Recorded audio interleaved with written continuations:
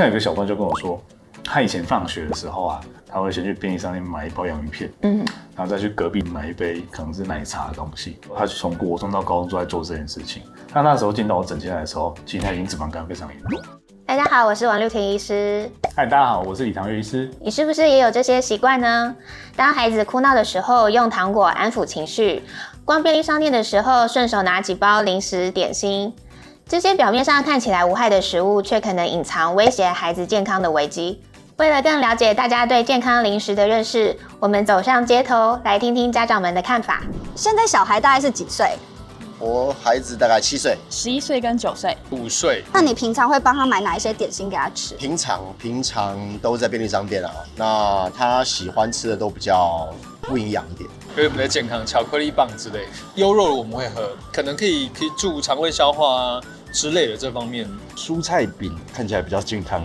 又一个长长的饼干，椭圆形，有点像旺旺仙贝。在购买点心的时候，优先考虑的点会是什么？我会选择比较低糖、低油脂的，因为现在毕竟都是外食啊，所以比较没有办法在家亲手做。对，所以尽量选择低糖、低油的东西。比较简单的饼干，就是比较没有太化学的东西，比如说是那种旺仔小馒头，或者是说孔雀饼干这种比较看起来比较清淡的东西。保酒乳会，养乐多会去挑那个糖分比较低的赖层吧。天然，然后添加物比较少。应该是就不要糖了吧。市面上相对比较健康又适合小孩子的零食或点心，大概有哪一些？市面上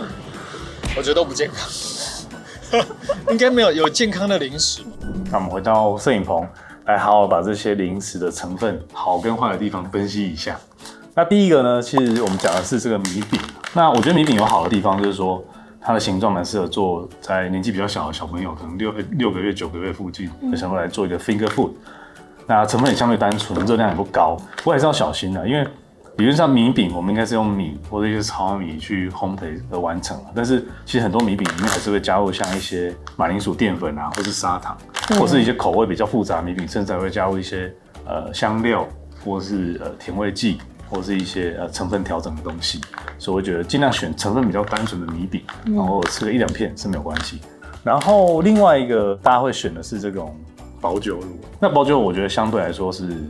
对小朋友来说是好的东西，因为它其实就是把原本的鲜乳拿去做一些杀菌，然后包装之后，所以成分上我觉得可能少一点维生素以外，它跟一般喝的鲜乳是一样的东西。对，营养价值其实差不多。差不多，而且我觉得蛮适合，如果小朋友真的要吃点心的，我觉得这反而是一个相对安全的选项。不过另外一种就是大家要注意，就是它会去调整它的成分，它会加入一些像调味的部分，然后就比较不建议。那这一罐它是有去做成分调整，它是有加入一些像是碳酸钙，我就想要提高它钙质的比例。不过实际上这种钙吸收率都不高啦，所以我觉得加上去之后，对于钙质的吸收应该也是蛮有限的。另外这个有加一点炼乳，那就不太 OK， 或是为了口感可能有加一点像蒸稠的一些配方。那大家会想到乳制品，还是会想到另外一个系列，就是所谓乳酸饮料。OK， 那这个其实饮料，这个是优酪乳不一样的东西，因为大家想说这种乳酸菌发酵过，对我们肠道其实是一些好菌，这里面糖真的蛮多的，所以这个不建议。那如果你要乳酸菌的话，我觉得这是好东西，因为刚才有提到，其实被发酵过这种乳制品的钙质的吸收率又会更高，所以反而是一个补充钙质更好的一个选项。是啊，另外它就蛮适合那种有乳糖不耐症的人，或是对乳蛋白比较过敏的人，都蛮适合喝这个。但是还是要选一下，就不要太多香料或是额外添加的糖。那另外一组的话是这个，就是饼干系列，因为你看一下这个饼干的成分哦，它其实都会额外再加入一些像棕榈油跟椰子油这种热带的油脂，其实种子油的话，其实都会让身体比较容易产生发炎的反应。而且它油脂比例其实都蛮高的。然后像这个一份里面就有30克，里面就有7.6克的脂肪。那这一份37.5克里面就有7.5克的脂肪，脂肪占比其实蛮高的。而且再就是饱和脂肪，这种添加的饱和脂肪是比较不好的脂肪。负担比较大一点。好，那最后一个是什么？是小馒头啊。这个小馒头应该也是跨了好几个世代的食物。那实际上看它的成分里面，真的还是加了蛮多的淀粉、蔗糖，或者是一些麦芽糖浆，或是有点少量的蜂蜜这样子。香料应该也加的蛮多的，所以这个我就完全不建议。那如果是你自己准备的话，你会给小朋友吃什么样的点心？那我真的要吃的话，我还是会选择相对安全的东西。像我跟我儿子放学有个习惯，就会去逛便利商店，因为便当里面实在太多加工食品，几乎所有这样，他很快就会吸引他的目光。对。但是进去不买东西，他就会觉得没有买足嘛，所以我们还是会稍微挑一下。比如说，我们就会买像香蕉啊，或者三角的饭团啊，或者我买个地瓜啊，或者是里面的一些海苔啊，或者是茶叶蛋这个。那回家之后，其实晚餐也可以把它当成他的饮食的一部分。比如他那天晚上他就不吃别的淀粉，就吃那个地瓜。那我觉得他可以满足到这个，好像有去买一个零食或点心的感觉，但实际上又把它放到正餐里面来吃，就比较安全。对啊，所以我觉得像李医师这样子，从小就可以帮助小朋友建立一个就是吃原型食物，然后即便是零食的话，我们也尽量可以看到它的成分，然后去做挑选，会比较适合小朋友。那像我自己的话，因为其实小朋友在学校难免都会分享一些他们喜欢的零食点心，那我自己的话也会教小朋友去看，跟他讲说我们这一次拿到的点心是什么，那里面的成分有哪一些，那适不适合我们吃，藉由这样子来做一个机会教育，我觉得也是一个蛮好的方式。其实我们刚才提到这些零食点心对身体的影响，还有小朋友未来发育的影响。那其实，在过去啊，很多家长都会觉得，好像看到小朋友在偷抽烟的时候，他心里会非常的震撼，怎么用这种抽烟这件事情来伤害自己的身体？我觉得好像天快塌下来一样。不过，其实现在的社会有观察到一个现象，就是比起抽烟啊，我们同时会去关心的是超加工食品对健康的威胁啊。因为这种不良的饮食的习惯，其实已经取代这个吸烟这件事情。而造成全球是早期死亡的原因。2017年那个刺客针就是 Lancet 他们就有一个全球的饮食研究就提到说，这些不良的饮食习惯其实每年啊，在全世界有导致超过1100万以上的早期死亡。那相较之下，烟品当然是一个很不好的东西，大概是700万例左右。还有像我们常听到这种儿童的肥胖，或者我们整天看到这些第2型糖尿病，还有像王医师看到有些小朋友是生长比较迟缓，或甚至大脑真的是受到伤害的话，其实跟这些不当的饮食习惯都有很大的关系。就是在台湾，我们有烟害防治法，所以对于烟品这些销售啊、提供啊、广告标示都有很严格的规范。我觉得都是一个非常非常好的政策。但是对于这种不良饮食、这种高糖高油容易让你成瘾的食物，其实控管相对是比较落后。所以我觉得大家要注意，就是说，吸烟我们可能过去觉得是一个很可怕的事情，但是不要忽略。还有一个就是不当的饮食或者超加工食品，反而对人体的健康影响是更大的。还有就是，我觉得现在的生活习惯啊，还有行为可能会加剧我们对于这些不良饮食的摄取。那有一篇文献呢，它在研究超加工食品的摄取量、青少年的久坐的行为跟肥胖风险的关系。那这个团队里面，他去观察了一群12岁到17岁的青少年，那发现呢，这些行为模式是互相影响的。那当青少年花越多的时间去使用3C 产品，像是手机啊、电视、电脑，那他们就越容易接触到这些食品的广告，这样的行为就会引发他们大脑想吃的欲望，增加超加工食品的摄取量。那这些加工的食品对于健康具体来说，会有对哪些系统或哪些器官会造成怎样不良的影响？超加工食品它其实有可能直接会影响到小朋友的生长发育。例如说，它有可能会阻碍，譬如说像钙啊、锌这方面的微量元素的吸收，所以相对这些营养素就是比较缺乏的。那再来有可能会延缓就是大脑发育的速度，那影响小朋友的注意力啊跟记忆力。那还有更重要的事情是，不良饮食习惯呢，是0到9岁的儿童在这之后罹患一些慢性疾病，像是心血管疾病啊、亚洲病啊跟肥胖症。那在这边，亚洲病又跟高糖的饮食是有很大的关系。那这个我在诊间也有遇过一些案例，是这些小朋友他们对这些零食、点心，甚至含糖饮料的成瘾性蛮高的。这个可能跟他们从小去接触这些食物有关系。像有个小朋友就跟我说，他以前放学的时候啊，家里会给他零用钱，他出了校门之后，他会先去便利商店买一包洋芋片，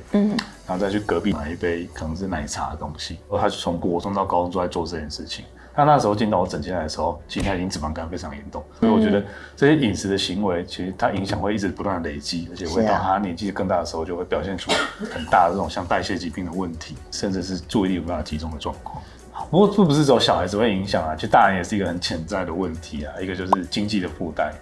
你如果因为这些加工食品、不良饮食导致了刚才讲这些很多心血管的疾病啊，导致了这些代谢的疾病，像糖尿病之后，你其实要付出很大的医疗的费用去治疗它。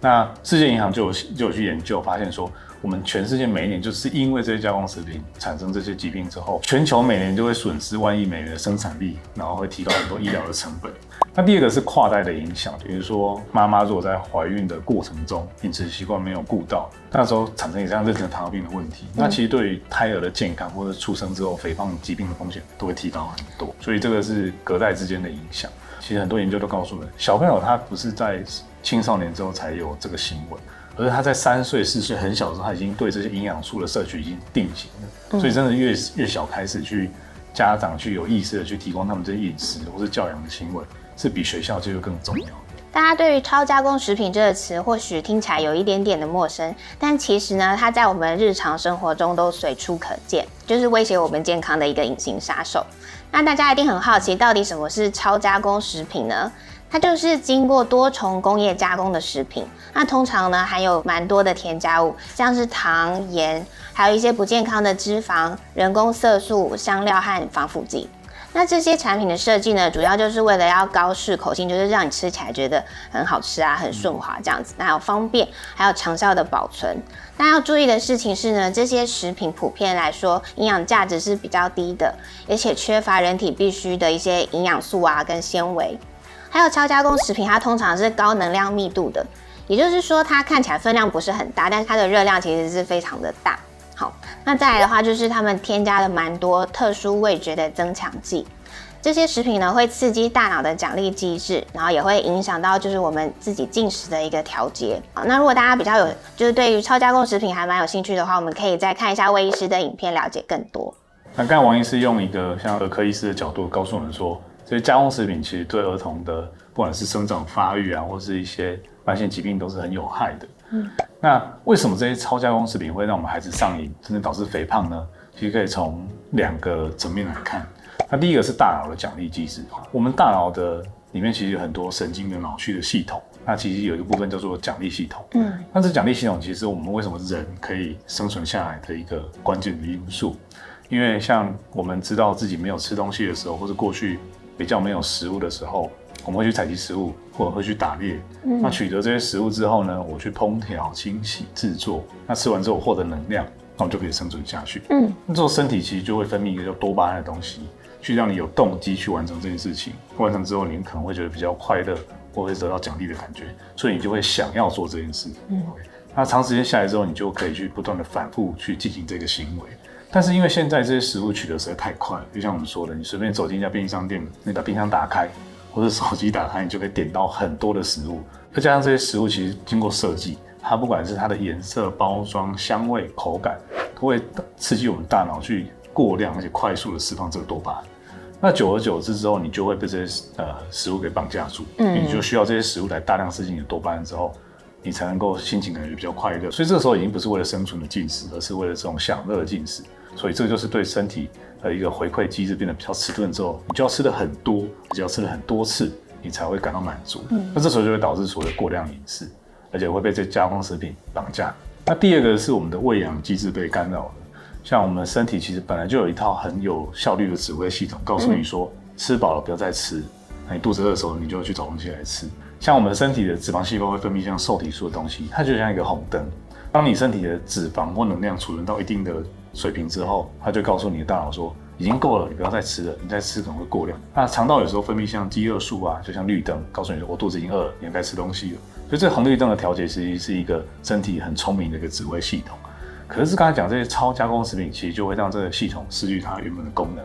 例如像瘦出的红灯，它就变得不明显。你可能看到红灯也是黄灯，你要很快加速去吃东西。OK， 那这时候绿灯可能就会一直持续的出现，不会停下来，你就会以为自己还是处于这饥饿的状态。最后的结果就是可能会出车祸，因为不该往前进的时候就往前冲，那应该停下来的时候你没有停，所以这就会变得非常危险。这时候当然身体就不断的会发胖，以及对健康造成很大的危害。那像儿童跟青少年的大脑啊，其实它还没有完全发育成熟。那在还在发育的关键时期呢，特别是像这些控制冲动啊，还有做决定的前额叶皮层，它其实还没有完全的成熟，所以小朋友更容易就是如果接触到这些超加工食品的话，更容易去追求即时的快感。好，他没有办法去抗拒这些超加工食品的诱惑，所以像我们的小朋友如果经常接触到这些非常美味的超加工食品，其实大脑里面的这个味觉神经元，它会逐渐去适应这些非常极端但让他觉得很开心的味道。那再来就是我们前面有讲到的，像久坐这些吃更多超加工食品，其实这些行为都会让他们更倾向去选择这些不健康的食品，然后增加他们之后的肥胖风险。对，其实在他们这个年纪的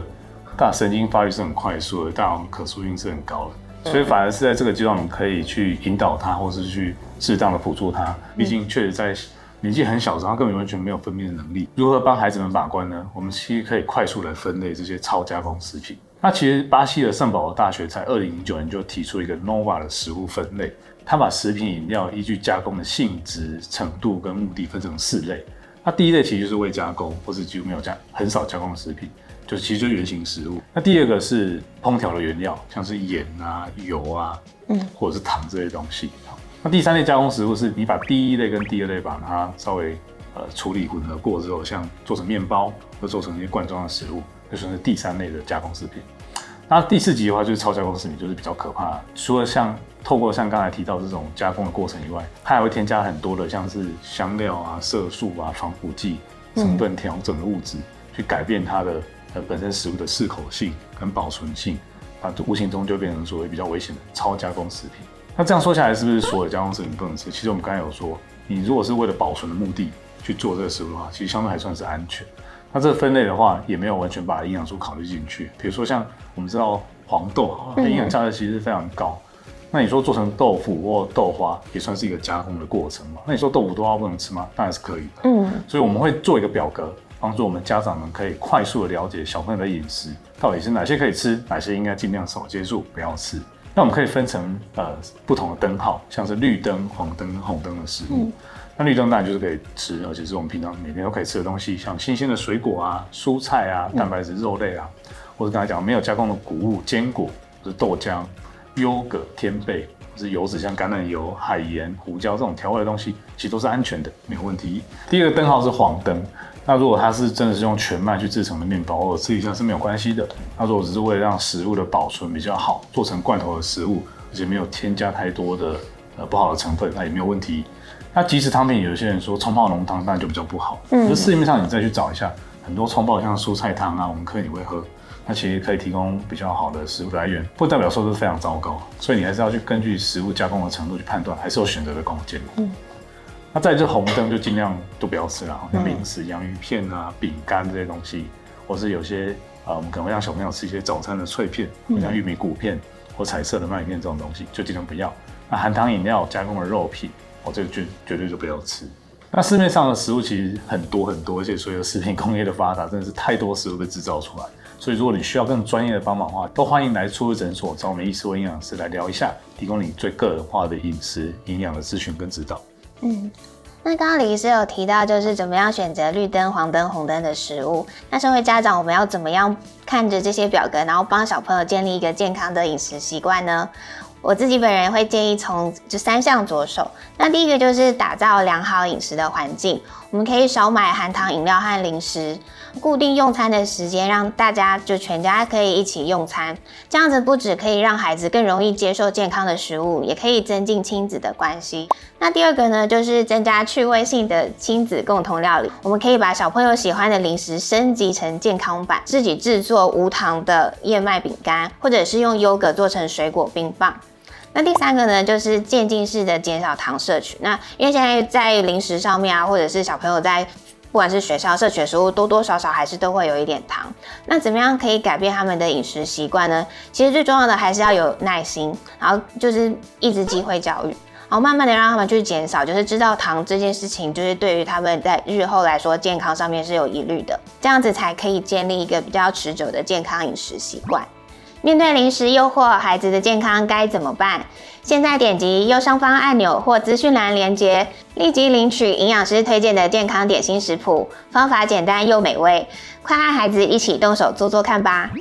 那刚才王医师有分享的蛮好，就是我们怎么去慢慢去减少这些加工食品的摄取。那我自己也分享一下我曾经有加工食品成瘾的经验，就是我以前有说过，其实我有段时间非常爱喝可乐，也是我体重最重的时候，不管是工作值班的时候啊，或者回到家就把可乐就当水在喝啊。那时候我怎么去戒除它呢？我觉得第一个是先认识问题，因为过去我们根本就没有对这些食物有一些认识，或者根本不觉得含糖饮料对健康有什么影响。慢慢了解这些食物对身体不好之后，特别是可乐里面这些糖分啊，或者是其实汽水本身就是一个超加工食品，可能会让你有上瘾的问题，所以先认识它，你到底吃了多少这些东西，比较有系统的把它记录下来，你才会知道说它对你的影响到多大的程度。所以第一个先发现问题跟认识问题，第二个就是要反思需求。你应该想一下说，为什么我想要去喝这个东西或吃这个东西？像有时候小朋友可能是在吵闹的时候，我们为了安抚他，就给他一个饼干或糖果，他很快就安静下来，因为他的糖瘾已经被满足了。但你要想一下说，因为为什么他会有这种比较不好的这种情绪的反应？是不是他睡不好，或者只是肚子饿或者没有吃饱的时候会这样子？那时候我就发现说，我是因为上班没有时间喝水，所以在我空档的时候，我就把饮料拿在身上当水喝。第二个是我觉得压力很大很烦的时候，我就会很想赶快喝个饮料，我就会觉得比较舒服。所以我那时候已经有点把这个含糖饮料或可乐跟我的身体的这种反应连接在一起，我就想要用喝这件事情来解决这些状况。那我发现其实是一种情绪性的依赖，所以我觉得先反思一下自己为什么会在哪一种情境之下去吃这些东西，也是蛮重要的。那第三个当然是可以找到一点替代品啦，就是我们可以先用一些无糖的饮料啊，或是气泡水，满足一下这种有气泡的口感。第四个应该是慢慢的戒断，就是我们今天谈这么多成瘾或是超加工食品的危害，不是告诉你说从明天开始就一个多人就不要碰，这其实反而会得到一种戒断一些反效果。所以我觉得应该循序渐进，慢慢的减少。像我那时候就可能告诉自己一个礼拜只能喝一次，然后那时候我就放心的喝，我不会告诉你自己说只能喝一半，我就那一罐就把它喝完。它慢慢一个礼拜一次之后，变成2个礼拜一次之后，你身体就可以把它慢慢停止下来，避免心理过大的压力，反而你就会反弹性的就开始暴喝。所以我觉得慢慢的戒断是蛮重要的。所以超加工食品不仅会影响小朋友的体重，还会损害他们的健康成长，还有就是未来的发展。那荧幕前的家长们，从今天开始，我们可以做到少买含糖零食，选择健康的食材，帮助小朋友建立良好的生活习惯。不过各位家长们看完这影片也不要压力太大，这一切都是慢慢来的，过度的限制或者完全的放任，对小朋友的饮食习惯都是不好的哦。所以只要持续锁定我们频道，就可以一起帮孩子们建立良好的习惯。而且对，我告诉你们一件事情，我们频道会员功能已经开通了，所以如果你想要了解更多的医学议题或是健康性质的话，而且认同我们初日医学的理念，赶快升级成为我们的授粉。期待在会员专区与大家相见，我们下支影片再见，拜拜。